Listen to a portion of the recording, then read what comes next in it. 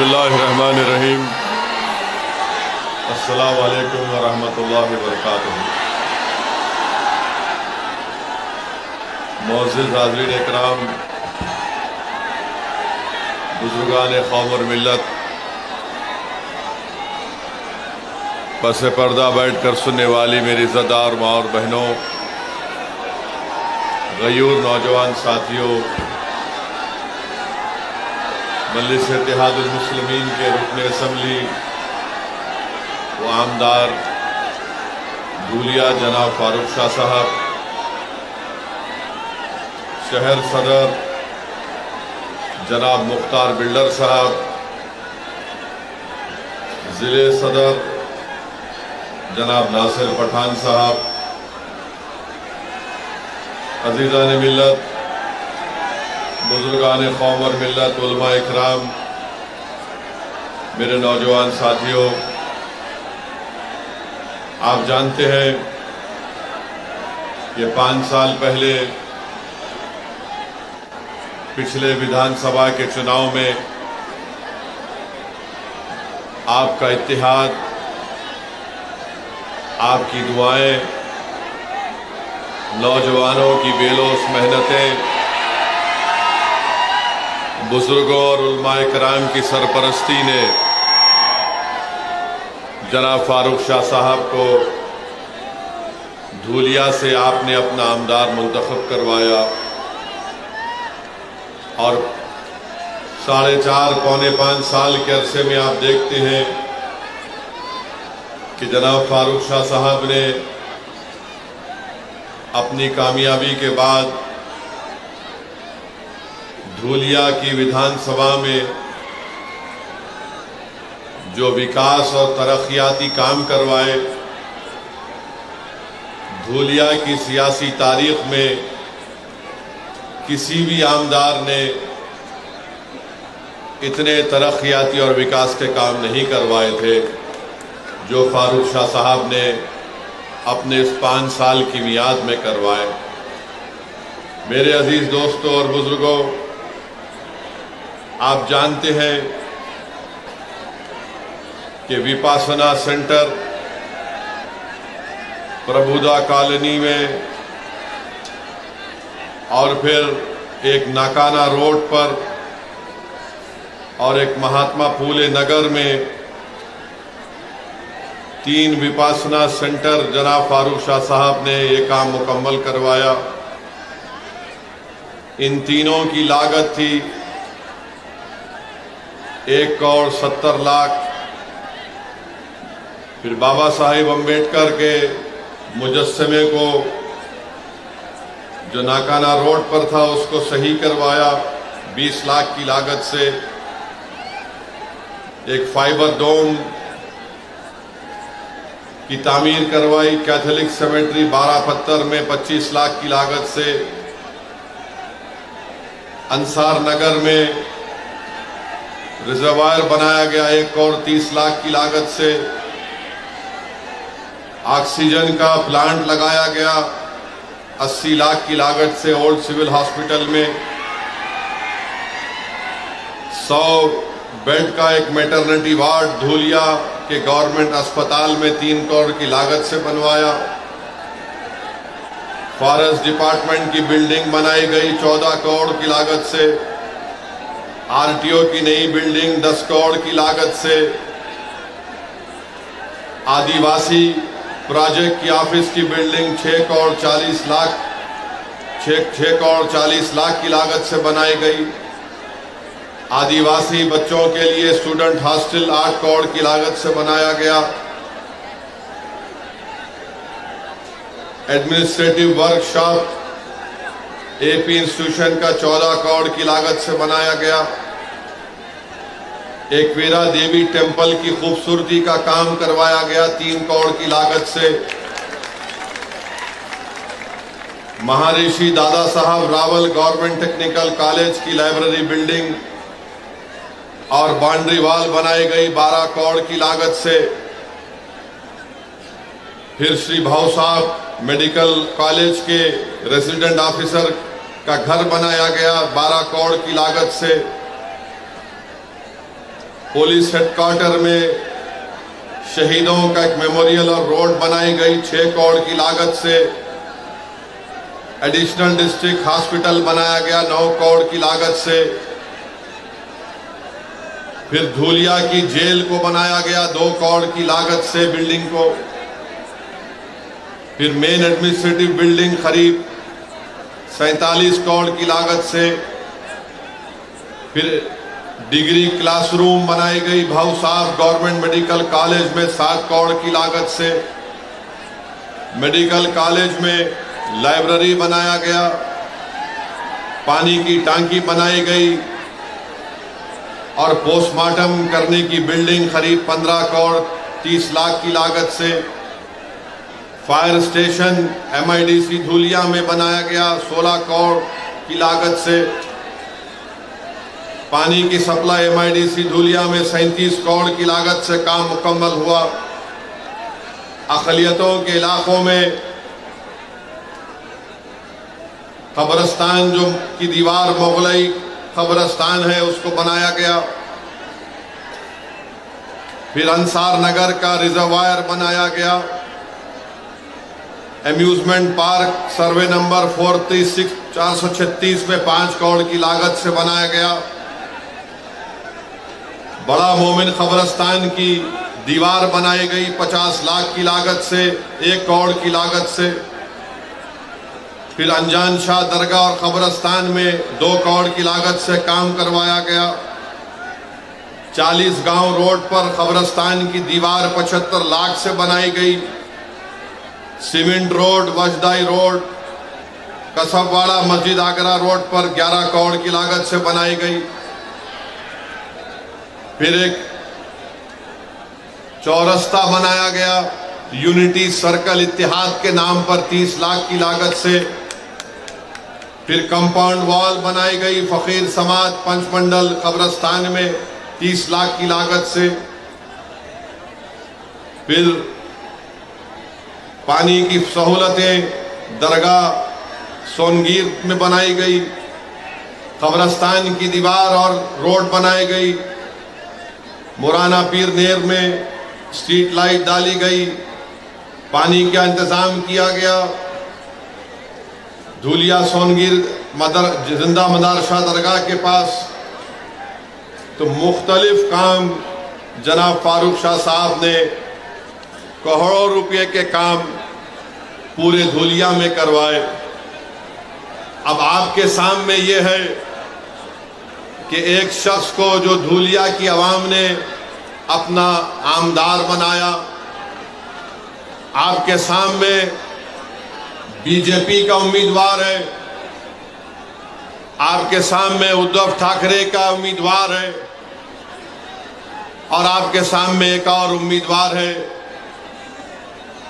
जिसका काम सिर्फ आपके इत्तेहाद को कमजोर करना है। मैं जानना चाहता हूं और मुझे यकीन है कि धूलिया की आवाम जो 5 साल में फारूक शाह ने डेवलपमेंट के काम करवाए, अब बीजेपी के उम्मीदवार के बारे में मुझे कोई बता रहे थे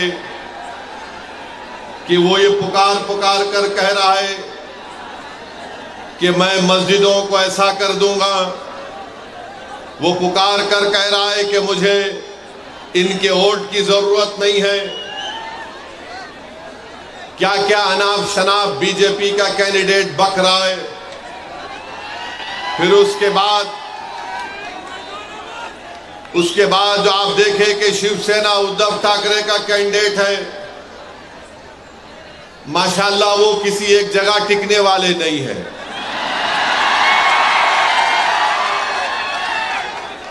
कभी कांग्रेस में भी थे वो, हाँ, राष्ट्रवादी कांग्रेस में भी थे, फिर बीजेपी में भी गए। अब उनको नजर आया कि उद्धव ठाकरे को पकड़ लूंगा, वहां पकड़ लिए। ये पहले भी 3 मरतबा 2 मरतबा के एमएलए थे। मैं बीजेपी और उद्धव ठाकरे की पार्टी के कैंडिडेट से हम जानना चाहते हैं कि तुम सिर्फ मुसलमानों से, सेकुलरिज्म से नफरत करते हो। बताओ धूलिया के लिए तुम्हारा क्या प्रोग्राम है? तुम धूलिया में क्या करना चाहते हो? तो दोनों के पास कोई प्रोग्राम नहीं है। दोनों यही चाहते हैं कि कुछ भी हो जाए, फारूक शाह दोबारा कामयाब ना हो। इनको एक ही चीज, रातों की नींद इनको हराम कर दी कि 5 साल में फारूक शाह ने कैसे इतने करोड़ों रुपए के काम मंजूर करवा कर लाया। जो काम आज उद्धव ठाकरे का जो उम्मीदवार है वो 3 मर्तबा कामदार है, मगर वो कुछ काम नहीं कराया। आज जो बीजेपी का उम्मीदवार है वो तो सिर्फ नफरत की बात करता है, वो तो सिर्फ दिलों को तोड़ने की बात करता है। उसके पास जनता के विकास के लिए, धूलिया की तरक्की के लिए कोई बात उनके जबान पर नहीं आती। 5 साल में इस शहर में, इस विधानसभा में अमन रहा। यहां पर हिंदू मुसलमान के झगड़े नहीं हुए। यहां पर दलितों पर उनको इंसाफ दिलाने की फारूक शाह ने पूरी कोशिश की। आदिवासियों को उनका मुकाम दिलाने के लिए फारूक शाह ने मेहनतें की। धंगरों को उनका जायज मुकाम दिलाने के लिए फारूक शाह ने मेहनतें की। और हम आज भी कह रहे हैं कि महाराष्ट्र में जहां पर मुसलमानों में जो वो 13 जितनी कास्ट हैं उनको आरक्षण मिलना चाहिए, क्योंकि बॉम्बे हाई कोर्ट ने उसको मंजूर किया। हम वहीं पर कहते हैं कि हमारे मराठा भाई बहनों को भी आरक्षण मिलना चाहिए, हम उसके खिलाफ नहीं है। अब आप बताइए किस बुनियाद पर फारूक शाह की मुखालिफत करने ये लोग आ रहे हैं? मैं आपको बताना चाहूंगा मेरे अजीज दोस्तों और बुजुर्गों, फारूक शाह ने सिर्फ मुसलमानों का काम नहीं किया, फारूक शाह ने मुसलमानों का काम किया, हिंदू भाई बहनों का भी काम किया, दलितों का भी काम किया, हमारे बौद्ध मजहब के मानने वालों का काम किया, कोली बरादरी का काम किया, धंगर बरादरी का काम किया।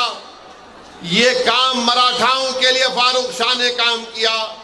मगर बीजेपी और शिवसेना के पास एक ही फार्मूला है, बस गाली दो तो ओवैसी को और फारूक शाह को गाली दो और उन दोनों के नाम पर वोट हासिल करो। अरे तुम कब तक मेरा नाम लेकर, तुम कब तक फारूक शाह का नाम लेकर वोट लोगे? अरे क्या तुम्हारे घर में कोई और नहीं दिख रहा हमारे सिवा तुम लोगों को? तुम्हारी पार्टी में कोई नजर नहीं आ रहा तुम लोगों को?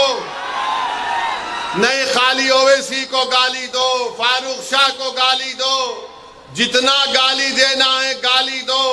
मगर धूलिया की जनता ने देख लिया कि फारूक शाह ने जो काम किया वो काम धूलिया की तारीख में कोई विधायक, कोई आमदार नहीं किया था, सबका काम किया। बीजेपी आकर बोलेगी, मोदी जी बोलते हैं सबका साथ, सबका विकास, मगर आप बताइए, मैं पूछना चाहता हूं यहां के मुख्यमंत्री शिंदे से, फडणवीस से, ये हमको बताइए कि महाराष्ट्र से ये ड्राई पार्क का प्रोजेक्ट जो 3000 करोड़ का था वो गुजरात क्यों चला गया? बताओ शिंदे साहब, ये ड्राई पार्क का प्रोजेक्ट 3000 का कैसे गुजरात चला गया? बताओ मोदी जी, जो महाराष्ट्र को आकर अब चुनाव में शुरू कर देंगे लंबा लंबा फेंकना। ये टाटा एयरबस का प्रोजेक्ट 22,000 करोड़ का वो महाराष्ट्र से चला गया। वेदांता फॉक्सकॉन का प्रोजेक्ट 1,50,000 करोड़ का महाराष्ट्र से चला गया। ये मेडिकल डेवलपमेंट पार्क जो 424 करोड़ का था वो महाराष्ट्र से चला गया। आखिर हो क्या रहा है महाराष्ट्र में? ये देश का दूसरा बड़ा प्रदेश है। यहां पर किसानों का हाल ये करके रख दिया कि आज किसान के बेटे की शादी नहीं हो पा रही है महाराष्ट्र में, और अगर वो किसान मराठा रहे तो उसको और परेशानी हो रही है। इसीलिए मराठा लड़ रहा है आरक्षण के लिए। बताओ आखिर बीजेपी ने क्या दिया है महाराष्ट्र के लिए? अब मोदी जी आकर बोलेंगे मैं यूसीसी लगा दूंगा महाराष्ट्र में। आप देखना बीजेपी आकर बोलेगी नहीं नहीं, हम महाराष्ट्र में यूनिफॉर्म सिविल कोड को लाएंगे। हम पूछना चाह रहे ये टाटा एयरबस का प्रोजेक्ट कहां गया? तो मोदी जी बोलेंगे यूसीसी ला लूंगा। जब महाराष्ट्र का मराठा पूछ रहा है, महाराष्ट्र का किसान पूछ रहा है आज हम इतने परेशान क्यों हैं, आज हम इतने गरीब क्यों हैं, मखरूज क्यों हैं, तो मोदी जी बोलेंगे भाइयों बहनों लव जिहाद हो रहा है। आप बताइए महाराष्ट्र में इतना बड़ा प्रदेश, मगर इसके बारे में बीजेपी के पास कोई प्रोग्राम नहीं है।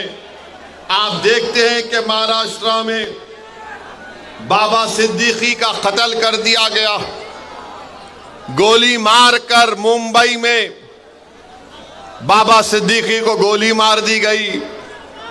क्या हो रहा है महाराष्ट्र में कि 3 बार का एमएलए बाबा सिद्दीकी उसको गोलियां मार देते हैं, 6-6 गोलियां मारते हैं। बताओ नरेंद्र मोदी, बताओ अमित शाह, बताओ शिंदे, बताओ फडणवीस, कैसे बाबा सिद्दीकी की मौत हो गई? अरे बताओ अजीत पवार, वो तो तुम्हारी पार्टी का था, तुम अपनी पार्टी के आदमी को नहीं बचा सकोगे तो तुम अपने आप को कैसे बचाओगे?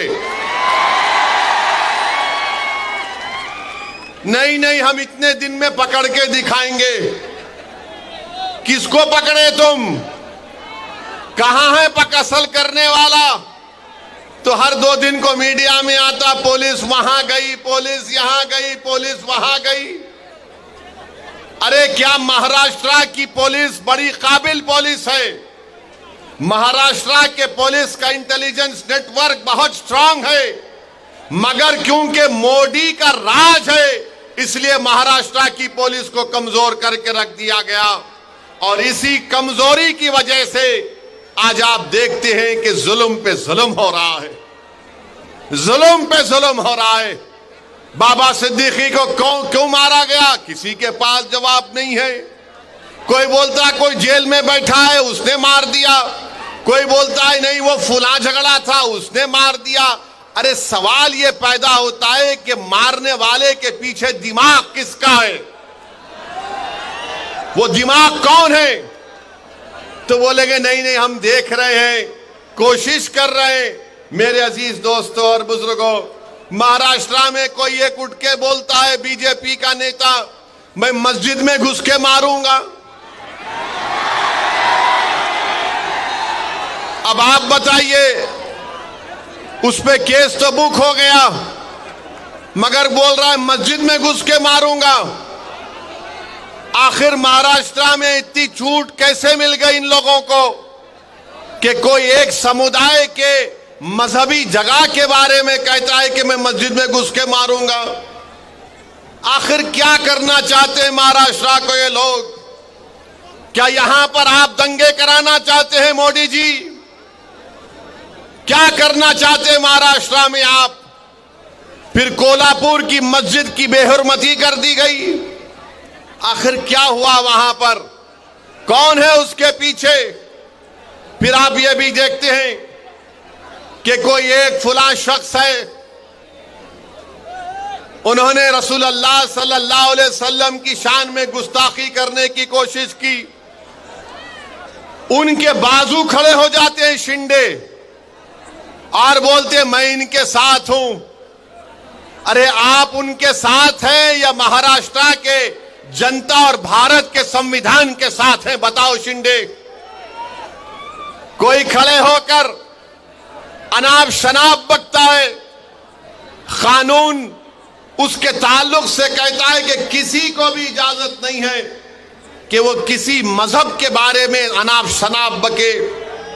और सारी दुनिया जानती है कि इस्लाम के मानने वालों के लिए प्रॉफेट मोहम्मद सल्लल्लाहु अलैहि वसल्लम हमारे जिस्म से अगर पूरा खून भी निकल जाए तो हमारे लिए कम है। वो है हमारे लिए प्रॉफेट मोहम्मद सल्लल्लाहु अलैहि वसल्लम। मगर कोई एक्शन नहीं लिए, खाली एक रस्मी केस बुक कर दिए और बोले नहीं केस बुक हो गया। जो मजलिस को बी टीम बोलते, कोल्हापुर का एमपी उनकी बहू ने विड्रा कर लिया, शिंदे को नमस्ते कर लिया। अब बी टीम कौन हुए बताओ? अब बी टीम कौन हुए बताओ आप? जिस शख्स ने रसूलुल्लाह सल्लल्लाहु अलैहि वसल्लम के खिलाफ अनाप शनाप बका, पूरे महाराष्ट्र में पूरे बड़े बड़े लोग थे ना जो अपने आप को सेक्युलर बोलते हैं, जो अपने आप को मसीहा मानते हैं, जो कहते हैं कि हम है ना तुम्हारे लिए, तुम क्यों डर रहे? मगर किसने एहतजाज बुलंद किया? कोई पार्टी आगे नहीं आई। अगर कोई आगे आया तो इम्तियाज जलील आगे आया। इम्तियाज जलील ने कहा कि हम जुलूस निकालेंगे, हम औरंगाबाद से बंबई जाएंगे। तो ये जो हमारे ओटों को तोड़ने वाले लोग हैं, जो पीछे से भी वार नहीं करते, जो सिर्फ साजिश करते हैं, वो बोले नहीं नहीं कुछ नहीं होगा, ये ऐसा ही बयान दे दिया, कुछ नहीं होगा, कोई नहीं आएगा, कहां से कोई गाड़ी लाकर आएगा, अरे ये तो मजलिस ने एक शोशा छोड़ दिया, कुछ नहीं होगा। लोग हमको भी फोन करके बोलते थे। मैंने उन नौजवानों से कहा कि जब तारीख का ऐलान हो चुका है, अब हम वापस नहीं जाने वाले हैं। बात शुरू हो गए, नहीं नहीं मजलिस दंगा कराना चाहती है, मजलिस दंगा कराएगी। हमने कहा दंगा कराने के लिए हमने कॉल नहीं किया। रसूलुल्लाह सल्लल्लाहु अलैहि वसल्लम रहमतुल लिल आलमीन है, वो रहमतुल मुस्लिमीन नहीं, वो तमाम आलम के लिए रहमत है। He is the profit of Mankind, वो रहमतुल आलमीन है। और हम रहमतुल आलमीन के नाम पर दंगा नहीं कराते, ना कभी कराए ना कभी होने देंगे इंशाअल्लाह ताला।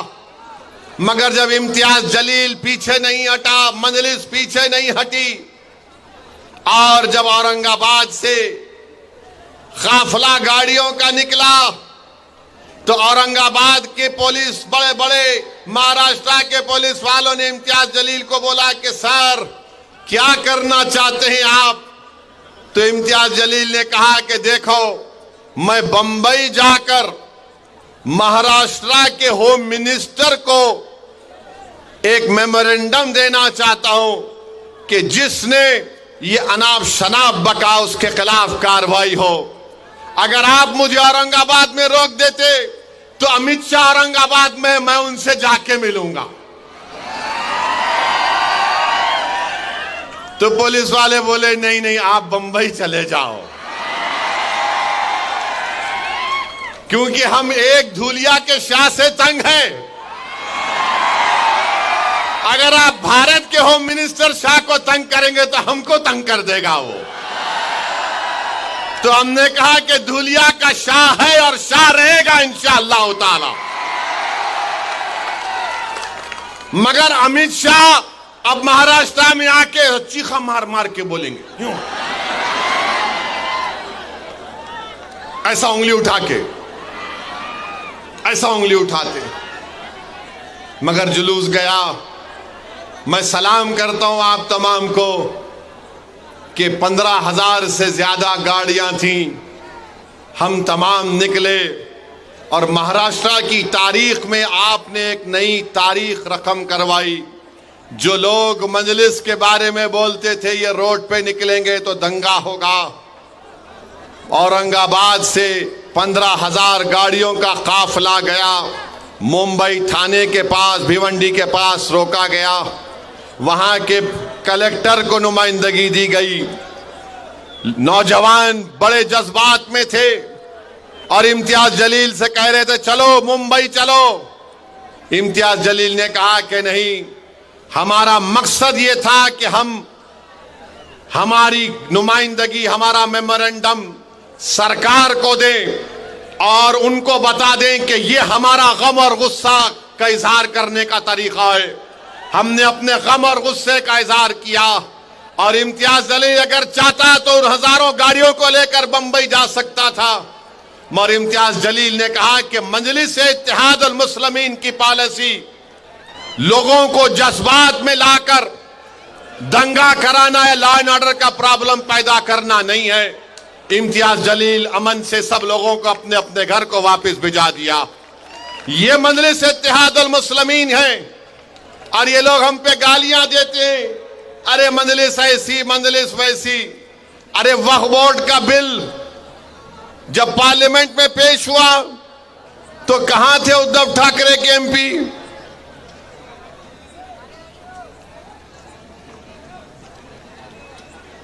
मेरे भाई, जब वक्फ को खत्म करने का बिल पार्लियामेंट में पेश हुआ, उद्धव ठाकरे के एमपी तो नहीं थे। पार्लियामेंट का रिकॉर्ड निकाल कर देख लो और पूछो ये कैंडिडेट से, ये जो उद्धव ठाकरे का कैंडिडेट है इससे पूछो ये वक्फ का बिल जो पार्लियामेंट में लाया गया इसके बारे में तुम्हारी राय क्या है? वो बोलेगा नहीं बहुत अच्छा है, छीन लेना चाहिए।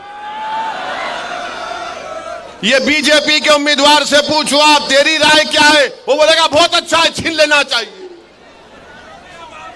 यानी दोनों की राय एक ही है। मुझे कोई बता रहे थे कि उद्धव ठाकरे का जो कैंडिडेट है, जब आरएसएस के मोहन भागवत उनके घर पे गए थे, मोहन भागवत उद्धव ठाकरे के कैंडिडेट के घर पे जाके चाय नहीं बल्कि अच्छा खासा बैठकर आए। अब आप बताइए, हमको इल्जाम लगाते हम बी टीम है। ये बीजेपी के उम्मीदवार साहब हैं, अभी चुनाव लड़ रहे, एक से एक बात करते हैं, अनाप शनाप बकते हैं। मकसद क्या है कि इलेक्शन को हिंदू मुस्लिम बना दो, धूलिया की गरीब जनता की बात ना हो, मराठा रिजर्वेशन पे बात ना हो। तुमने धंगरों को जो धोखा दिया हिस्ट्री में डालकर, चुनाव के बाद देखना वो कोर्ट स्टे लगा देगी उस पर। इन दोनों का मकसद एक ही है कि हिंदू मुस्लिम का इलेक्शन करा दो, उसके बाद देखा जाएगा। मुझे यकीन है कि यहां की जनता ना बीजेपी को इसमें कामयाब होने देगी, ना उद्धव ठाकरे के कैंडिडेट को इसमें कामयाब होने देगी। चुनाव होगा तो ये काम फारूक शाह ने किया, बताओ तुम क्या करना चाहते हो? हमने ये काम किया, बताओ तुमने 3 बार तुम विधायक बने, तुमने क्या किया? और मुझे बता रहे थे कि उद्धव ठाकरे के कैंडिडेट कैसे बात करते, फारूक साहब ने बड़ा अच्छे तरीके से दिखा दिया।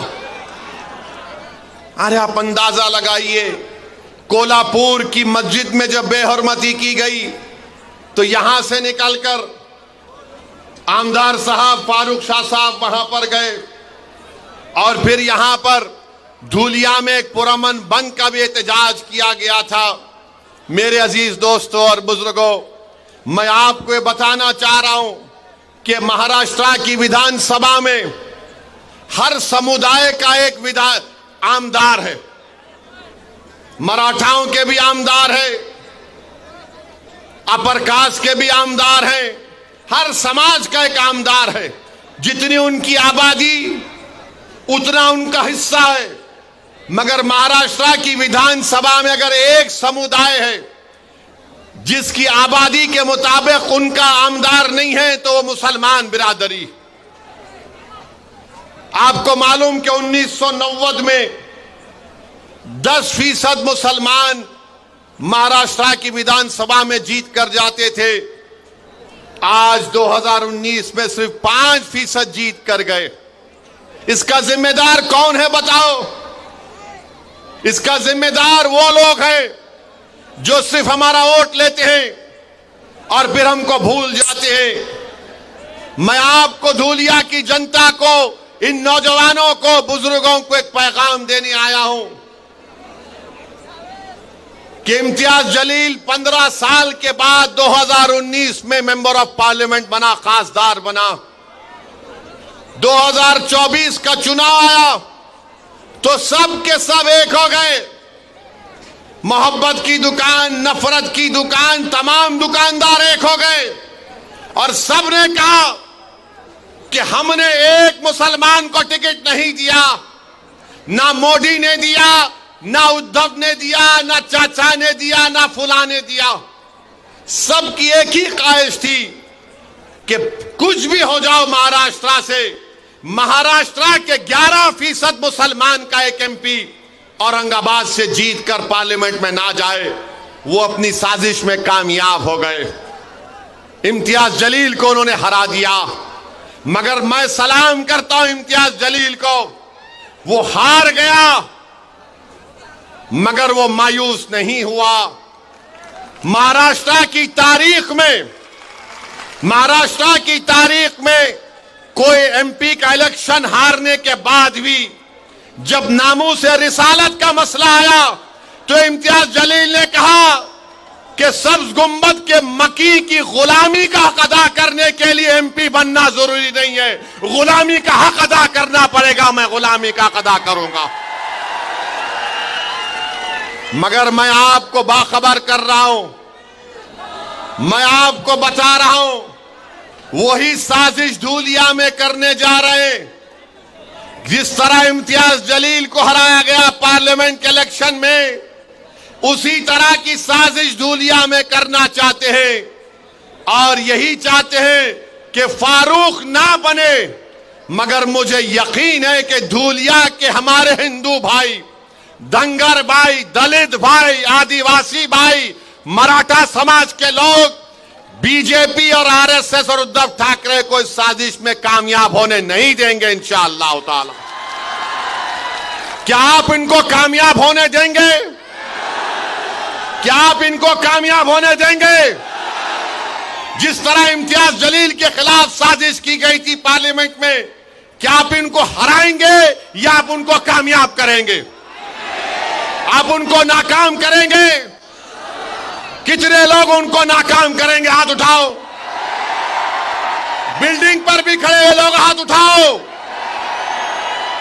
आप 20 तारीख को उनको हराएंगे, फारूक शाह को कामयाब करेंगे, आप नफरत का खात्मा करेंगे, आप धूलिया को कामयाब करेंगे, तो फारूक शाह की कामयाबी धूलिया की कामयाबी होगी इंशाअल्लाह ताला। और याद रखो नौजवानों, 20 तारीख आते आते बहुत से हजरत इबलीस के साथी आने वाले हैं। बहुत से साथी आने वाले हजरत इबलीस के, खबीस के साथी आएंगे, आके बोलेंगे एक जीत गया तो क्या होता। बोलेंगे एक दो जीत गए तो क्या होता। तो उनको आप बोलना, हमारा एक ही है भारत की पार्लियामेंट में, पूरों पे भारी है, पूरों पे अल्हम्दुलिल्लाह। ये एक फारूक है, एक नहीं बल्कि अब के बहुत कामयाब होंगे इंशाअल्लाह ताला मजलिस के। मगर ये लोग आएंगे, आके आपके कान में जैसा इबलीस थूकता, ऐसा नहीं, ऐसा हो सकता क्या, देखिए ये मैथमेटिक्स ऐसा है, ये इतना, ये इतना, ये इतना, ये इतना। फिर बाज आके बोलेंगे तेरे को कितना चाहिए बोल देता हूं। बहुत लालच देंगे। अगर लालच दे रहे तो ले लो, मिठाई खा लो, मगर 20 तारीख को डकार लेकर बोलना नाम तो पतंग पे ही पड़ेगा बटन। कोई बात नहीं, मिठाई खा लो, मीठा खाना अच्छा है, बुरी बात नहीं है। मिठाई खाओ, क्या क्या खिलाते खाओ, मगर याद रखो तुमको 20 तारीख को पतंग को ही बटन दबाना है।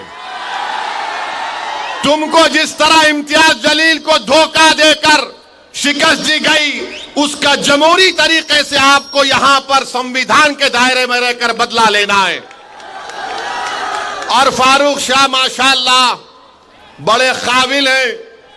मैं आज तक नहीं समझ पाया कि 5 साल में कितने 500 करोड़ लाया, 1300 करोड़।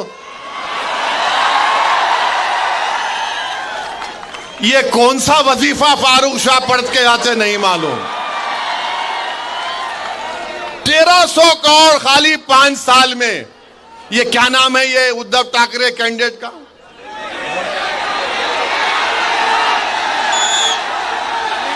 हाँ, अरे गोटे साहब, ये तीन बार कहेंगे, तुम 3 बार के आमदार हो, तुम 13 करोड़ का काम नहीं करा है यहां पर। 3 बार का आमदार है, 13 करोड़ के काम नहीं करा है धुलिया के विकास के लिए। फारूक शाह 5 साल में 1300 करोड़ करा दिए। अब बीजेपी के उम्मीदवार है, अब उन्होंने तो खाली गाली दे रहे मेरे को, ये ऐसा वो ऐसा, वक्फ का हम वो ले लेंगे, हम मस्जिद ले लेंगे, हम कब्रिस्तान ले लेंगे, हम खानखा ले लेंगे, हम फुला ले लेंगे। अरे भाई साहब, आप क्या क्या लेना चाहते, क्या क्या लेना चाहते आप?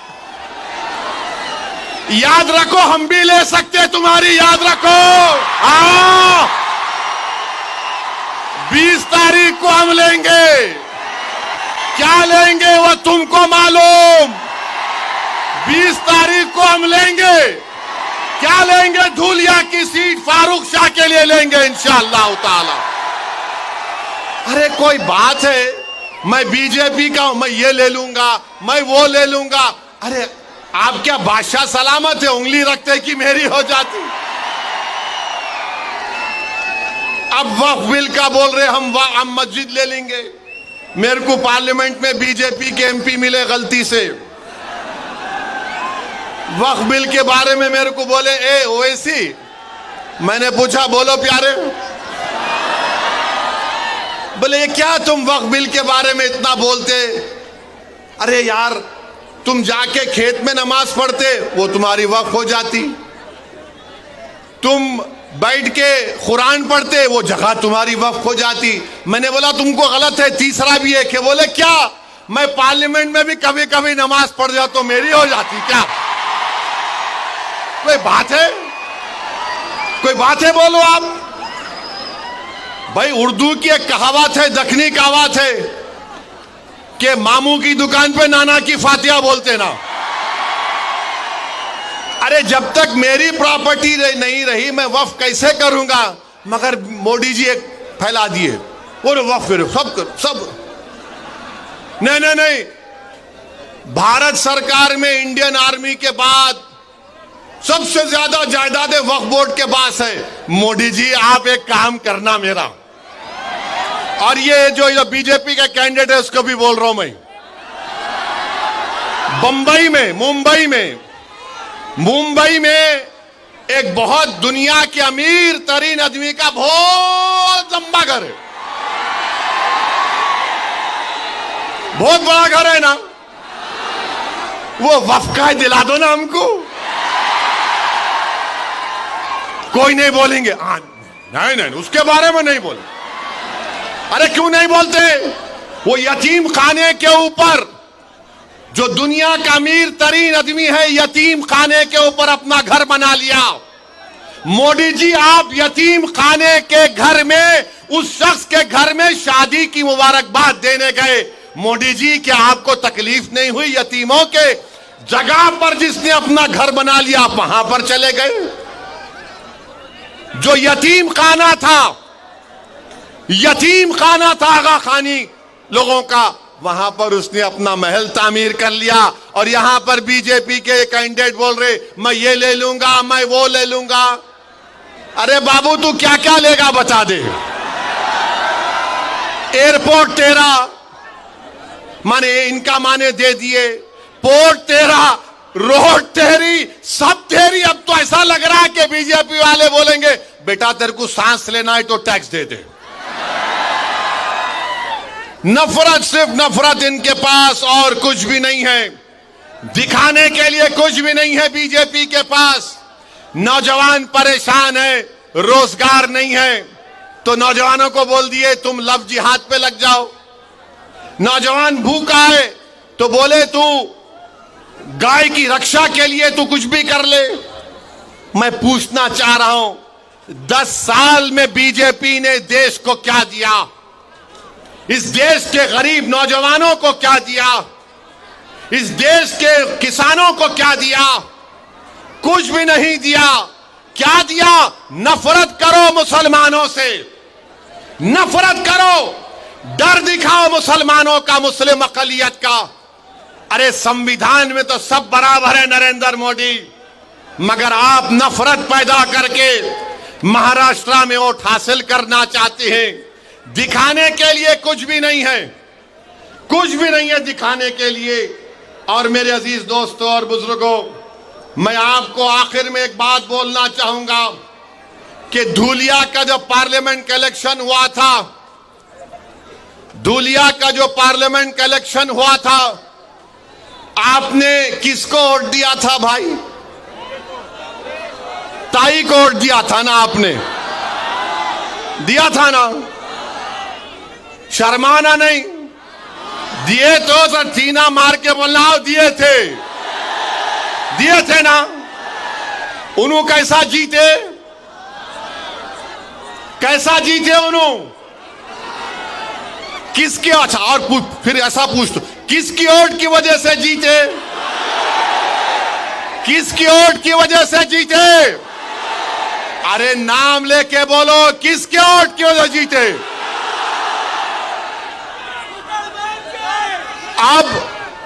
अब आप क्या करेंगे ये विधानसभा के चुनाव में? किसको वोट देंगे? किसको वोट देंगे? क्या किसको वोट देंगे? कौन से निशान पे बटन दबाएंगे?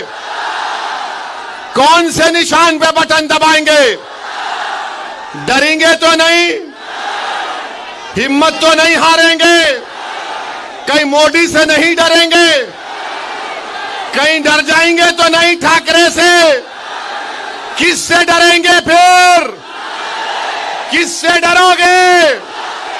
हिम्मत बुलंद रखोगे? 20 तारीख को बटन दबेगा पतंग पर, बटन दबेगा पतंग पर। अभी आधी बात बोला, 17 को फिर आ रहा हूं तंग करने इसको।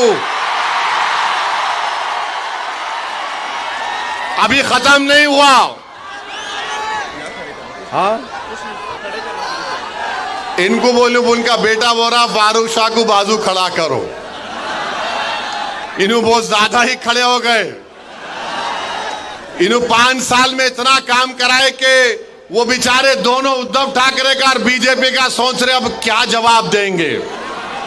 मगर मेरे भाई, आपसे मेरी गुजारिश है, मां और बहनों से गुजारिश है कि अगर आप अपना एक एक वोट का सही इस्तेमाल करेंगे तो धूलिया की कामयाबी होगी। ये फारूक शाह की कामयाबी नहीं, धूलिया की कामयाबी के लिए, धूलिया के अमन को मजबूत करने के लिए, धूलिया के भाईचारगी को मजबूत करने के लिए मेरी आप तमाम से अपील है कि फारूक शाह को आप अपना आमदार दोबारा बनाइए। आप बनाएंगे ना इंशाअल्लाह ताला? इस शेर को कामयाब करिए आप। मैं आपको बता रहा हूं, महाराष्ट्र में कोई हुकूमत नहीं बनाएगा जब तक फारूक शाह उसका साथ नहीं देगा। इंशाअल्लाह ताला कोई हुकूमत नहीं बनाएगा। आप अब की बार और ज्यादा काम धूलिया में होगा। इंशाअल्लाह 17 तारीख को आपसे मुलाकात होगी। मेरे साथ नारा लगाइए, 20 तारीख के दिन पतंग को वोट दो, पतंग को, पतंग को, पतंग को, पतंग को।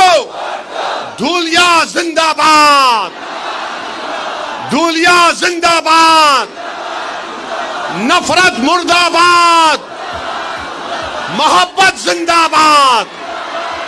जोर से बोलो, मोहब्बत जिंदाबाद। अस्सलाम वालेकुम।